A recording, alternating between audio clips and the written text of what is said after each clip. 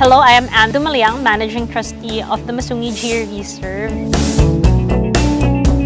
The conservation efforts in Masungi started in the 1990s. It was led by my dad, who had a project here during that time.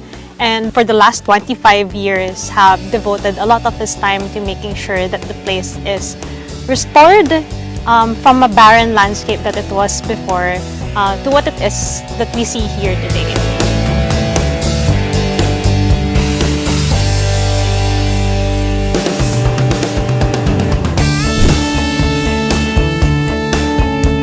Tara guys, suot na. Ganun pala yan. Ha! Echo! Echo! Ha! Isa rin sa mga key features ng Masungi ay tahanan ito ng maraming species ng flora at fauna. Ang iba pa sa mga ito ay dito lamang sa Masungi matatagpuan. Woo! Woo!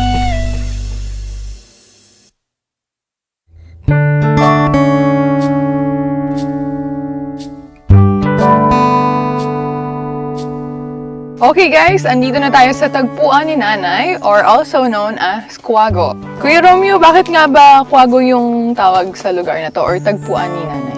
Ito po kaya po tinawag ng Quago dahil nung habang ginagawa po yung trail, dito po namin sila malimit nakikita. So, at may dalawang uri dito ng Quago, isang Escapao at isang Igilao.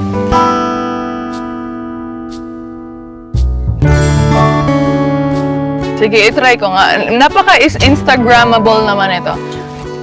Ayan. Ha! Ayan. Ang ganda! At sa ilang hours ng trek natin, I think deserve nating magtubig. Kaya stay hydrated guys. At huwag din kalimutan na pag kayo ay kumakain, leave no trace behind because we are responsible tourists.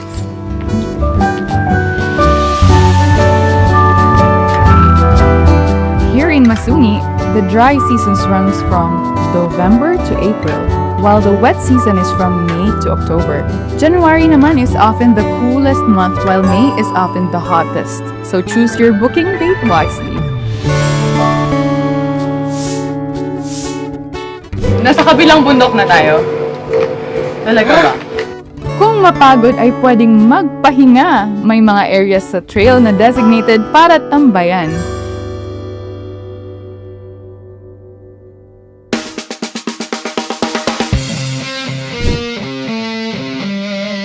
Let's go.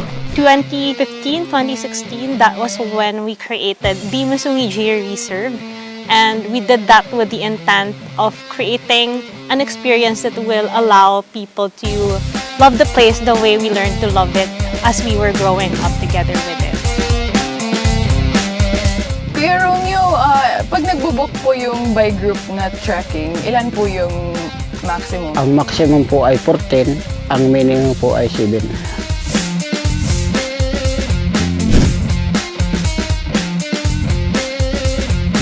Daan natin papunta sa Bayawak, lubid po yung bababaan natin. Kaya po tinawag siya ng Bayawak. Kapag ka-design niya, nugis kami ng Bayawak. At pagkatapos ng merienda, ay yun ang po yung exit na tinatawag namin ng hanging bridge na sawa.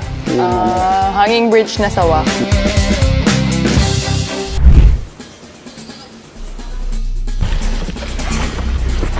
Yan, patalikod lang po yung pagbaba natin dito.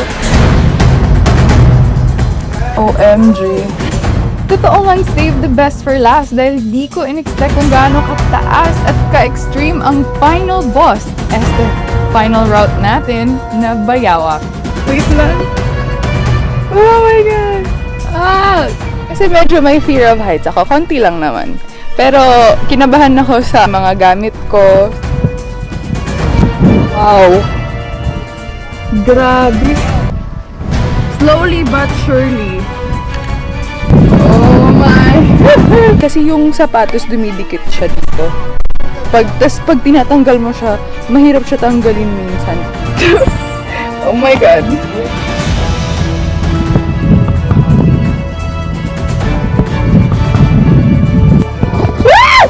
Isa-isa lang ba to?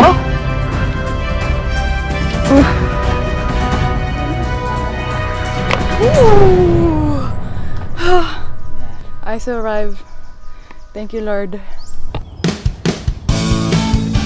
Kuya Romeo, grabe ang hirap nun Yun ata yung pinakahirap na ginawa natin today, no? Pero yeah, I will definitely climb it again and because it's a challenge. Okay, sobrang lapit na natin sa snacks. Tara, quiz, tara. Sige po, Kasi dito na po gutom tayo na para ako. makapagmerenda kayo. Dun. So kung pupunta kayo sa Masungi Geo Reserve, i-expect nyo na may masarap na snacks at the end of the trail. So, there is always light at the end of the trail. Tara, kain tayo. We want a fully rewilded Masungi landscape that is free from all of these threats of its existence. We hope that it is a landscape that will survive past our lifetimes and one that will inspire other people protecting other landscapes.